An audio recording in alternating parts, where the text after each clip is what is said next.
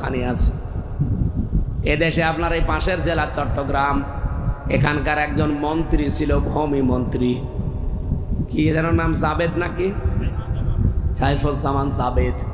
ও শয়তান যে পালিয়েছে, কিন্তু ওখানেও বাড়ি আছে তার। ওর বাড়ি সারা বিশ্বে এখন 620টা 620টা বাড়ি।